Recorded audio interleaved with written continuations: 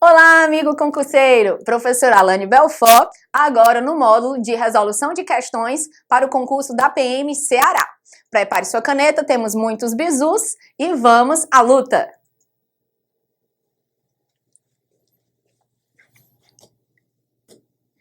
Primeira questão, a OCP da nossa banca em questão. Vamos lá. 2012, essa questão. De acordo com as súmulas vinculantes do Supremo, a falta de defesa técnica por advogado no processo administrativo disciplinar ofende a Constituição. Seguinte, puxando aqui, canetinha azul, tá ótimo. Gente, de acordo com a súmula vinculante número 5, tá certo? Do Supremo, obviamente, não ofende a Constituição Federal o fato de você não ter uma defesa técnica por advogado no processo administrativo, tá certo? Porque aprenda uma coisa, vou te ensinar algo que vai servir muito. No processo administrativo, não há necessidade de advogado. Gente, aprenda uma coisa. Tudo no setor administrativo, você não precisa necessariamente estar acompanhado de advogado, não. Você pode ingressar no processo administrativo de qualquer uma das formas sem nunca estar acompanhado de advogado, certo? Aprenda isso. Setor administrativo não precisa estar necessariamente acompanhado de advogado. Você contrata um advogado se você quiser, mas você não é obrigado a fazer isso, ok? Então, nossa questão, errado. Súmula vinculante número 5. Vamos para a próxima. Segunda questão, a OCP também, olha que maravilha, estamos estudando a banca correspondente ao seu concurso 2013. Ninguém será processado nem sentenciado, senão pela autoridade competente. Gente, esse dispositivo está previsto no inciso 53 do nosso artigo 5º da Constituição Federal, tá certo? Do jeito que está escrito lá na nossa Constituição. Ninguém será obrigado, ninguém será processado nem sentenciado, senão pela autoridade competente. Esse inciso 53, nós chamamos até de princípio do juiz natural. Tá certo? Então, se eles vierem a perguntar o nome correspondente ao princípio que esse dispositivo determina, você vai marcar que é o princípio do juiz natural. Nossa questão, verdadeiro, certo? Vamos para a próxima. Terceira questão, a OCP mais uma vez, direcionando aqui seu estudo para exatamente a banca que vai fazer o seu concurso, são admissíveis no processo as provas obtidas por meios ilícitos. Olha o que ele está querendo dizer, que é admitida prova ilícita. O que é que você acha? Você acha que a nossa Constituição Federal vai deixar, por acaso, serem utilizadas provas ilícitas? Claro que não. Tá certo? Até por questão de lógica, você já percebe que esse dispositivo está errado. O que está previsto lá na nossa Constituição é que são inadmissíveis, ok? As provas ilícitas. Errado. Vamos para a próxima questão. Até se você quiser anotar, gente, isso aqui está no inciso 56, ok? Então, vamos para a próxima questão. Pronto, 4. Também da OCP, 2013. Aos litigantes em processo judicial administrativo, primeira observação. Gente, o que é litigante? Muitos alunos têm essa dúvida. O que seria essa palavra? Litigantes, entenda como partes do processo. Tá certo? Você não sabe que todo processo tem duas partes? O autor e o réu, normalmente, né, que é chamado. Então, requerente e requerido. Então, essas partes do processo também podem ser chamadas de litigantes, ok? Então, aos litigantes, às partes do processo, em processo judicial ou administrativo, e aos acusados em geral, são assegurados o contraditório e a ampla defesa, com meios e recursos a ela inerentes. Gente, essa questão está transcrevendo exatamente o inciso 55 do artigo 5º da nossa Constituição Federal, que fala exatamente do princípio do contraditório e da ampla defesa. Do jeito que está escrito aí, é exatamente a forma que está escrita na nossa Constituição Federal. Agora, então, já sabemos que nossa resposta está certa. Mas eu queria ressaltar um detalhezinho aqui para você, que o contraditório, ok? E a ampla defesa, eles são utilizados tanto em processo judicial quanto administrativo. Não esqueça do administrativo não, certo? Já vi muitas questões de prova dizendo que o contraditório ele pode ser utilizado no judicial, mas não poderia ser utilizado no administrativo. Falso. No setor administrativo, no processo administrativo, também há necessidade de contraditório e ampla defesa, tá certo? Cuidado com essa observação, que eles podem também perguntar isso na sua prova. Anote todas essas informações. Continuando. 5. A OCP também. 2013. Ninguém será privado da liberdade ou de seus bens sem o devido processo legal. Gente, aqui a nossa Constituição está falando do princípio do devido processo legal. E é exatamente do jeito que está previsto aí no nosso dispositivo no inciso 54. Certo? Do jeito que está escrito na nossa Constituição. Ninguém será privado da liberdade ou de seus bens sem o devido processo legal. Show de bola. Próxima. A OCP. Ninguém será considerado culpado até o trânsito em julgado de sentença penal condenatória. Gente, show de bola, certíssimo, ok? E nós chamamos até esse dispositivo de princípio da presunção de inocência. E alguns doutrinadores mais modernos preferem chamar de princípio da não culpabilidade, tá? Então, pode ser que eles utilizem qualquer uma das duas nomenclaturas. Princípio da presunção de inocência ou princípio da não culpabilidade. Onde é que está previsto isso, professora? Inciso 57. Ok? Artigo 5º, inciso 57, é o dispositivo que você vai encontrar o nosso princípio da presunção de inocência. O que ele quer dizer? Deixa eu explicar para vocês isso aqui. Vou aprofundar um pouquinho, tá certo? Eu gosto de passar todas as informações que possam vir a cair na sua prova. Esse dispositivo, ele fala que algo que você já aprendeu desde criança. Só que aqui a nossa Constituição ela vai falar com outras palavras. É o seguinte, você aprendeu que todo mundo é inocente até que se prove o contrário.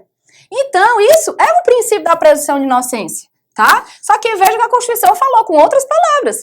Ninguém vai ser considerado culpado até ter uma sentença transitada em julgado. Ou seja, uma sentença definitiva, certo? Ela falou a mesma coisa, só que utilizando nomes técnicos, ok? Agora, chamar a atenção de você para uma jurisprudência atual do Supremo, inclusive jurisprudência de 2016. Seguinte, o Supremo, até o início desse ano, ele entendia que ninguém poderia ser preso até realmente haver o trânsito em julgado. Ou seja, uma sentença que fosse considerada já definitiva, ok? Só que aí, atualmente, o entendimento do Supremo, ou seja, aqui o entendimento atual, é o quê? Que a partir da segunda instância,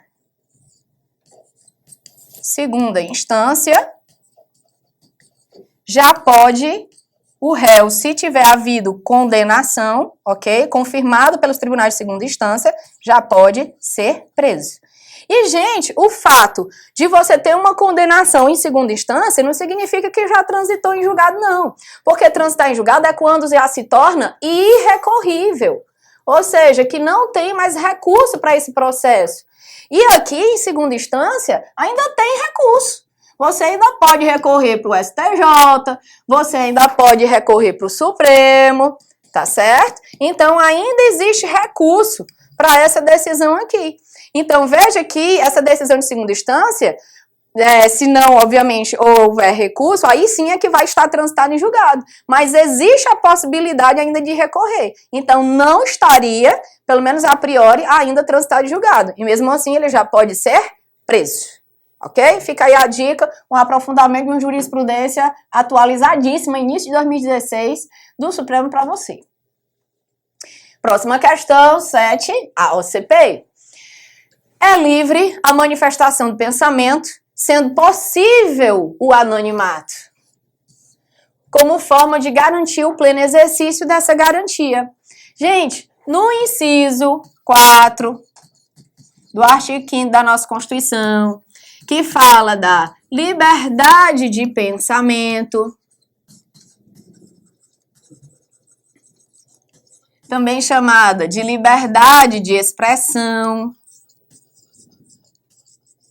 tá certo? Determina que é vedado o anonimato. Não pode ficar anônimo, você tem que se identificar. Toda vida que você for expressar o seu pensamento, você tem que se identificar, ok? Você não pode utilizar máscaras em manifestações.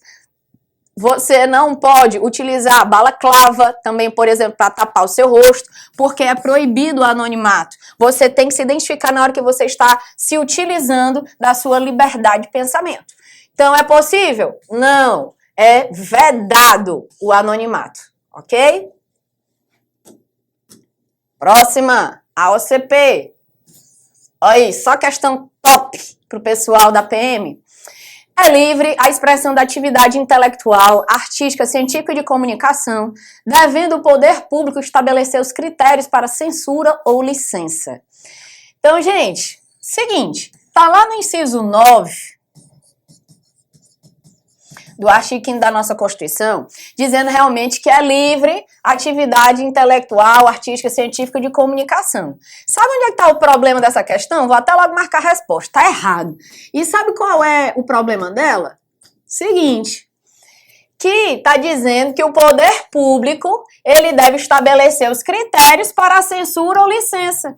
Gente, é proibido censura ou licença aqui no Brasil. Tá certo? Então, não é possível realizar censura. O que seria a censura? É o poder público proibir a apresentação de uma obra artística, científica ou de comunicação. E não pode. Na época da ditadura, acontecia bastante isso, né? O poder público, ele censurava tudo proibia que a imprensa publicasse se não fosse conforme os interesses do governo. Hoje em dia, não. Hoje em dia, a nossa Constituição foi bem clara. É proibido censura, tá? E também o poder público não pode exigir licença para a apresentação de atividades intelectuais, artísticas, científicas e de comunicação, ok? Próxima, AOCP. Eita, que é um show de AOCP. É livre o exercício de qualquer trabalho, ofício ou profissão, independentemente de qualquer qualificação ou regulamentação que a lei possa estabelecer. Gente, tá onde? Inciso 13. Ok? E esse dispositivo, ele determina realmente que você é livre para poder aderir a qualquer profissão. Mas olha o erro da questão. Independentemente de qualquer qualificação ou regulamentação que a lei possa estabelecer. E não é assim. Você é livre para poder escolher qualquer profissão? Tudo bem. Só que aí você vai ter que preencher os requisitos que lei poderá determinar. Tá certo? Então, só para você entender, até a Constituição ela utiliza assim a expressão atendidas as qualificações profissionais que a lei estabelecer. Resumindo, Olha, eu quero, por exemplo, ser artista plástico. Tem alguma lei determinando que eu tenho que preencher algum requisito para poder ser artista plástico? Não. Então, basta que eu saiba fazer o que um artista plástico faz e pronto, começar a trabalhar. Agora, por acaso eu quero ser médica. Tem alguma lei determinando que eu tenho que preencher algum requisito? Tem. A lei estabelece que para poder exercer a medicina, necessariamente eu tenho que fazer o curso de medicina. Senão eu não posso exercer essa profissão. E detalhe, a partir desse ano já foi estabelecido que ainda vai ser necessário serem realizados 3 exames para poder você receber o diploma no final do curso de medicina. Você vai ter que fazer uma prova no 2º ano, no 4º ano e no 6º ano do curso de medicina para poder você receber o diploma. Então, a lei determina esses requisitos. Passar nesses 3 exames e também fazer o curso de medicina para poder exercer essa profissão. Então, se tiver uma lei determinando condições de qualificação para poder exercer essa profissão, obviamente você vai ter que preencher. Então, nossa questão está errada por causa do independentemente. E depende, sim, dos requisitos. Próxima, a OCP. É livre a locomoção no território nacional em tempo de paz, podendo qualquer pessoa, nos termos da lei, dele entrar, permanecer ou dele sair com seus bens. Tá onde, professora? Inciso 15, certo? Fala exatamente da sua liberdade de locomoção.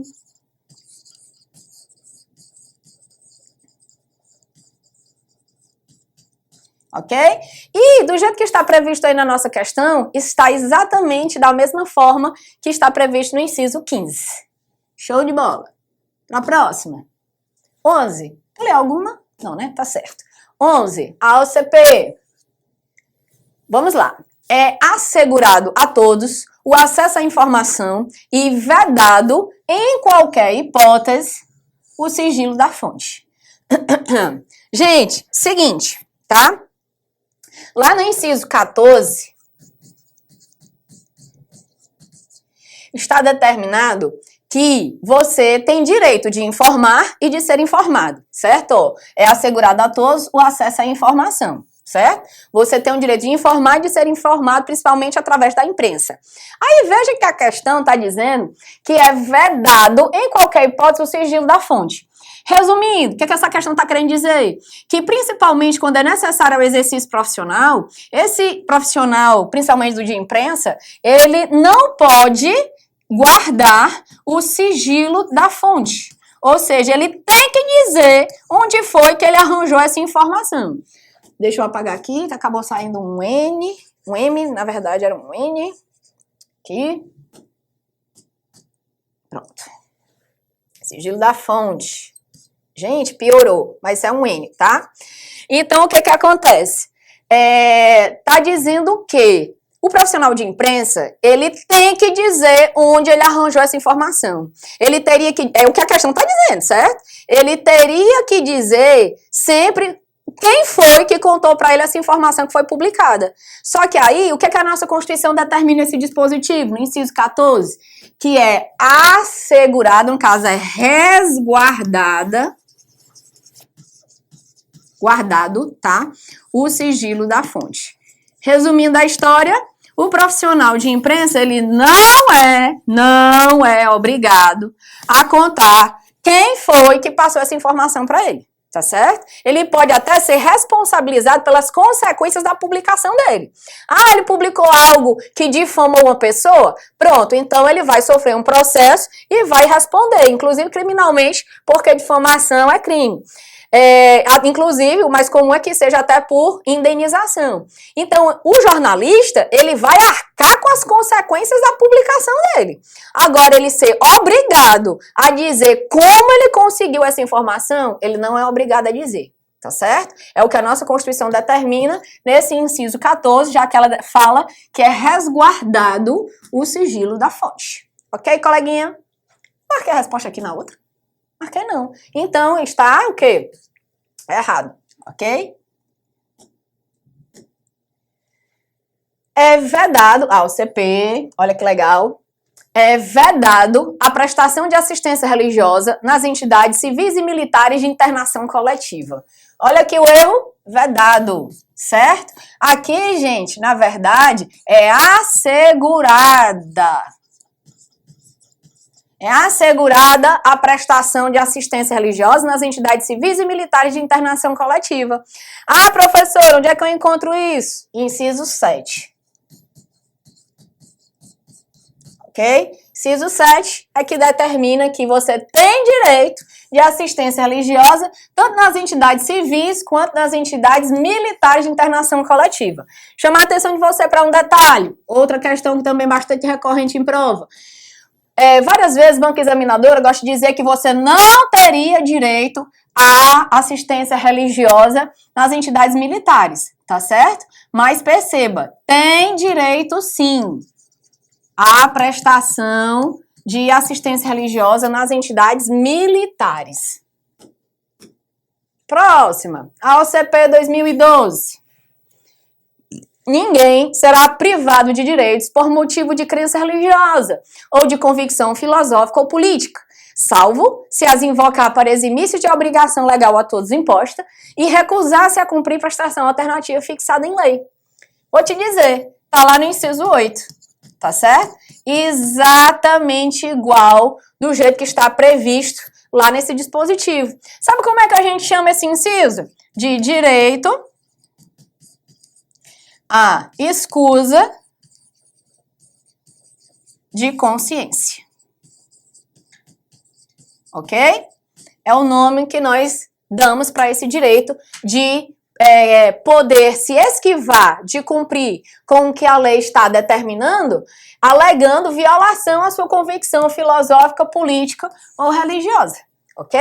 Mas lembre-se, se você não quiser cumprir com a lei, tudo bem, mas você vai ter que realizar uma prestação alternativa, tá? Você não pode simplesmente só dizer que não vai cumprir com a lei porque viola a tua religião e ficar por isso mesmo, não. Você vai ter que realizar uma prestação alternativa. Ah, professora, mas se eu não quiser cumprir nem com a lei nem com a prestação alternativa? Aí você vai sofrer consequências. Você vai ter restrição de direitos. E qual seria essa restrição de direito? Aí vai depender da banca, tá certo? Porque CESP entende que a restrição aqui seria a perda, tá, dos direitos políticos,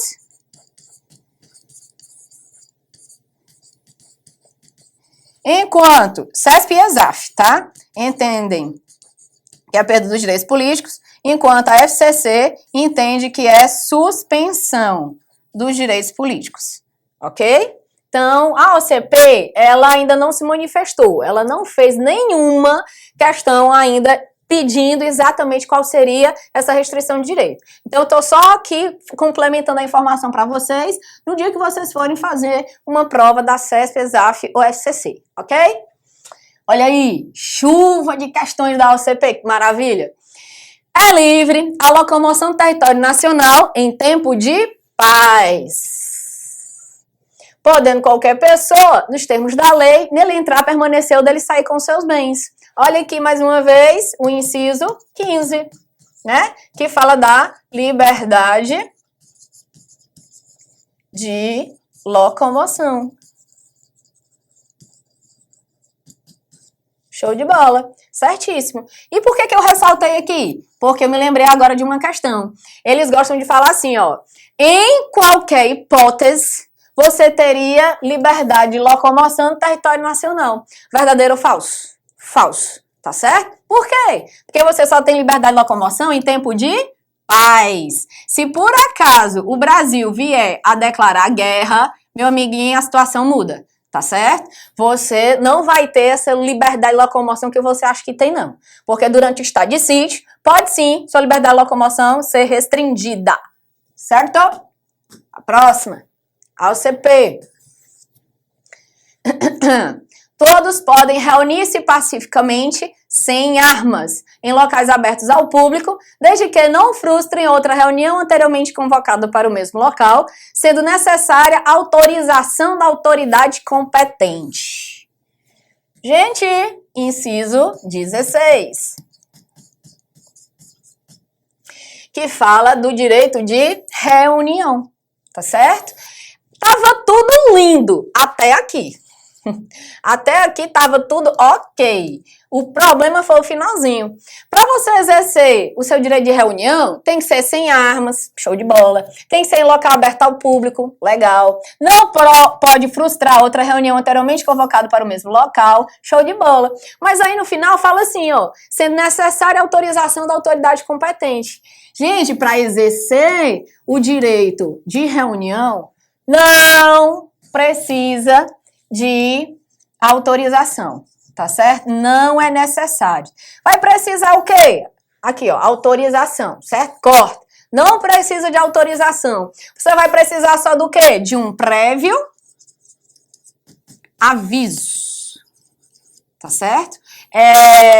Vamos dizer assim, o requisito que você precisa preencher, certo? Um dos requisitos que você precisa preencher.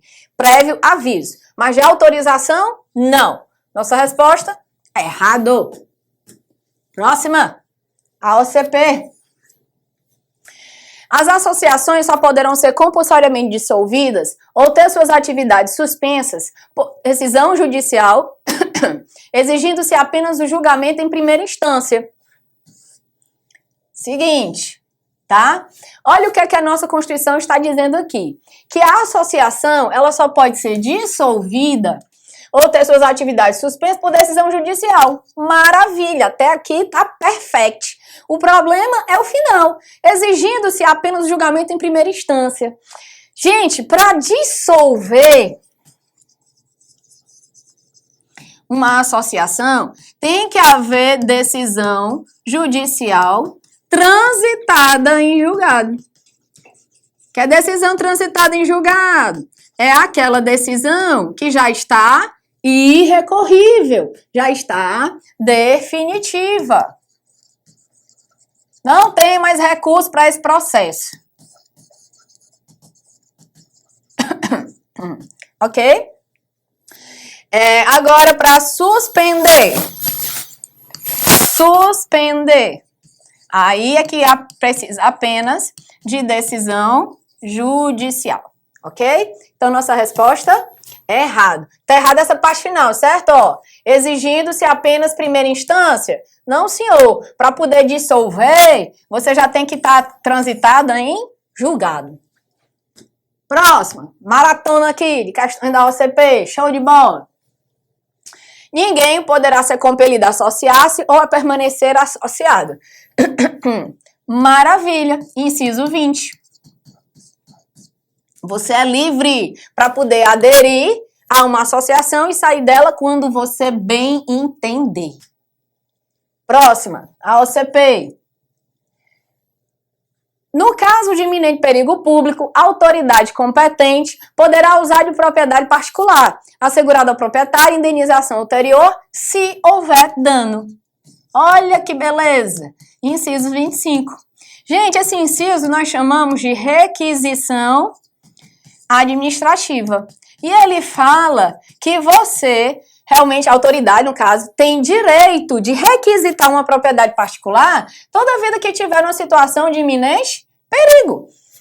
Ah, professora, eu posso pelo menos exigir uma indenização pelo fato de poder estar utilizando minha propriedade? Você só vai ter direito à indenização se houver dano. Se não houver dano, ele vai te devolver, te agradecer, dar um beijinho e ir embora. Tá certo? E detalhe, se houver dano, essa indenização será ulterior. O que é ulterior? Posterior, tá certo? Se houver algum dano, depois que realmente foi encerrada a requisição administrativa, é que vai ser analisado se houve algum dano e vai ser feito um pagamento, certo? Então, aqui nossa resposta está de acordo com o inciso 25. Show de bola. 19. A OCP. A pequena propriedade rural, assim definida em lei, desde que é trabalhada pela família, não será objeto de penhora para pagamento de débitos decorrentes de sua atividade produtiva, dispondo a lei sobre os meios de financiar o seu desenvolvimento. Gente, show de bola, certo? Esse dispositivo, ele está previsto no inciso 26.